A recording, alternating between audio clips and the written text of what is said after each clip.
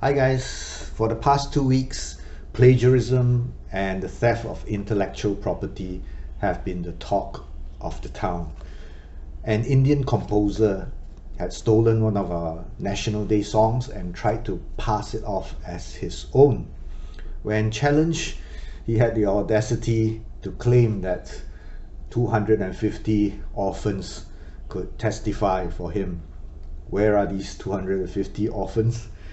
Probably a case of 无中生有. Now, this story actually reminds me of another story, which is Sky Burial by Xinran. Xinran, her full name is Xinran.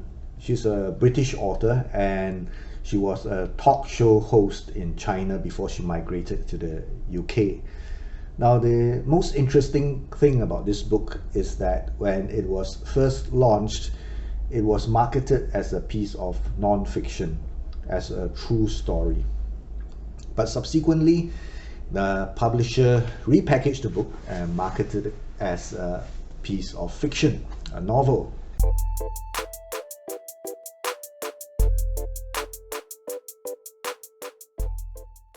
Now, how did this thing happen?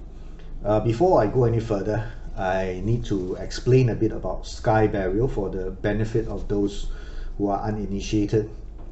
Now, Sky Burial is a grisly Tibetan ritual in which the deceased are placed on the Sky Burial site.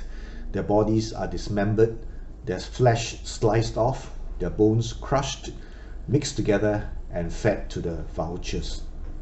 Now, to those who are unfamiliar with bizarre Tibetan practices, they may think that this is rather barbaric, but the rationale behind Sky Burial actually lies in Tibetan Buddhist compassion. Tibetan Buddhists believe that when they have no use for their bodies anymore, donating it for the benefit of another sentient being brings them merit. Probably a way of organ donation before modern medicine.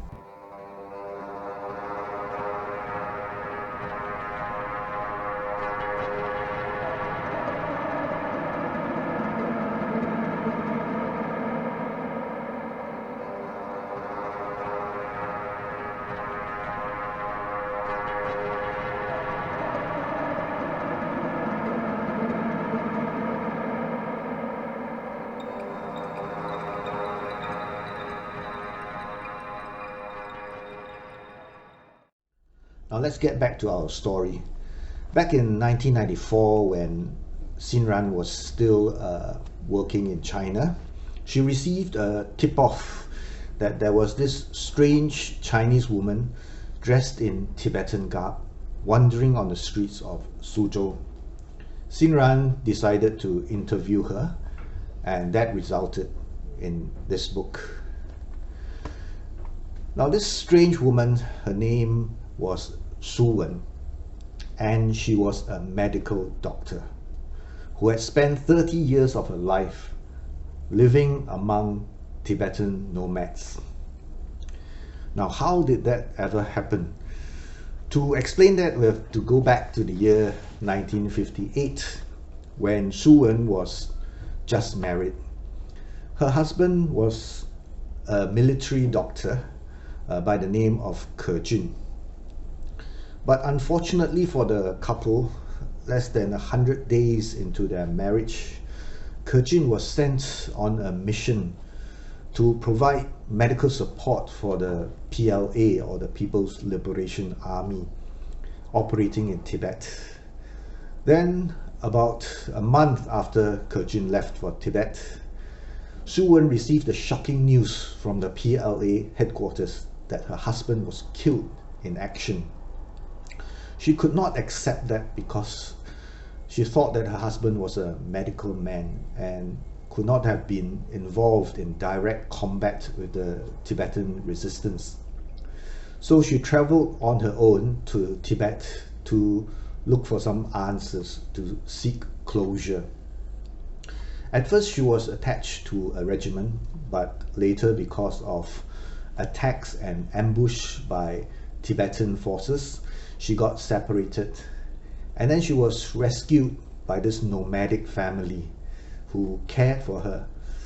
She lived among the Tibetan nomads and adopted their way of life. For the next 30 years, her life was blissful, but she was still looking for her husband. Until finally, she met up with a hermit, a holy man by the name of Changpa. Now, Changpa happened to be the last person to see Kejun alive. He was also a witness to his death. Now, to explain that, we have to go back to 1958 again, when Changpa was still a young Lama. One day, he was seriously injured, and his Tibetan compatriots thought that he was dead. So they placed him at the sky burial site and waited for the birds to feed on his body. Kejun knew that he was still alive, and to save Changpa, he pulled out his gun and he shot the birds. The surviving birds flew away, and the Tibetans were furious. They thought that Kejun had desecrated their sacred sky burial sites.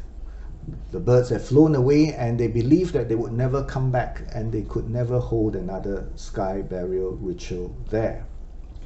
They were on the verge of a major confrontation between the Chinese and the Tibetan forces when Kejun stepped out to explain things to the Tibetans.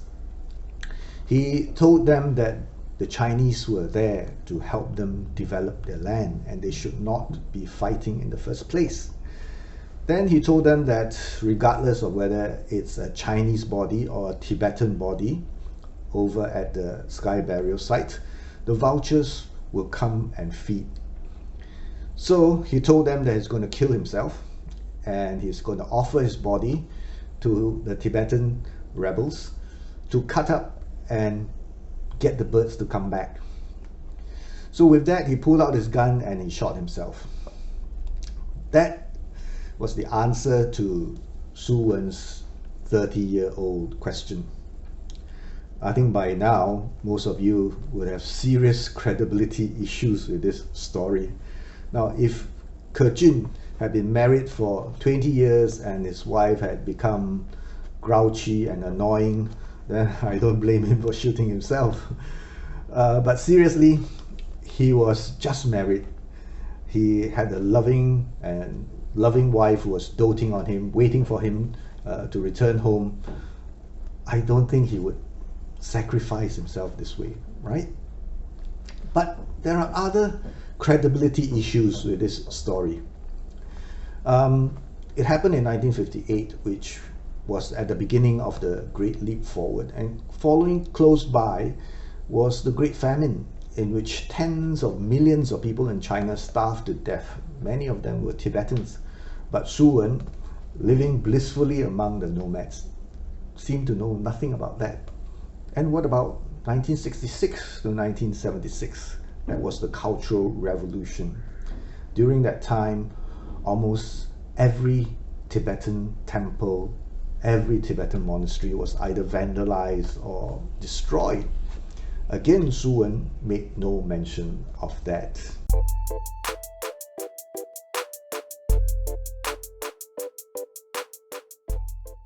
You could say that Su Wen was living amongst Tibetan nomads in very remote areas, but even Tibetan nomads had to trade with other Tibetans or even with the Chinese. There's no way that Su Wen did not know about those major events. How did Xinran manage these points of doubt? Well, she wrote an afterword at the back of the book, which was actually an open letter to Su Wen. In that letter, she said that she had a lot of questions to ask Su Wen, and if Su Wen were to come across this book, she should contact her publisher. Is that another case of 无中生有?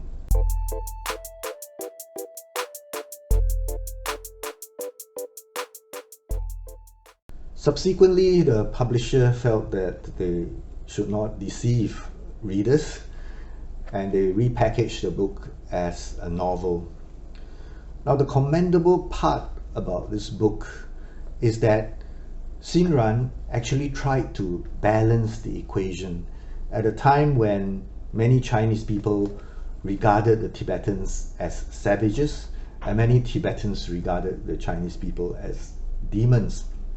She explained many bizarre Tibetan practices through the eyes of Su Wen without being judgmental.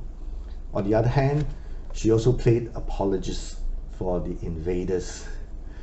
Now, I find that a bit naive. She must have thought that with the stroke of her pen, she could reconcile all the differences between the Chinese and the Tibetans.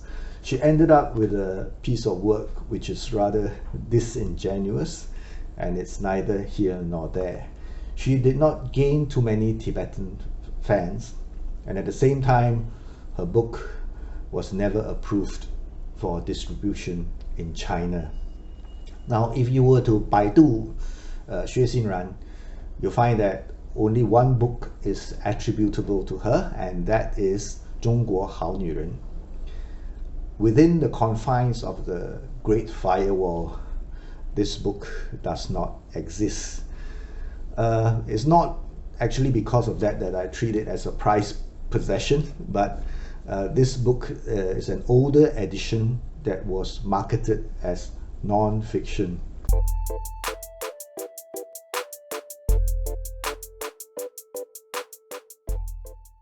Wu Zhong Sheng You is one of the 36 dirty tricks from ancient China. If you want to find out more about the other tricks, you can check out my book. The link is in the description. So that's all I have for you in this video. I'll see you again in the next one. Thank you for watching.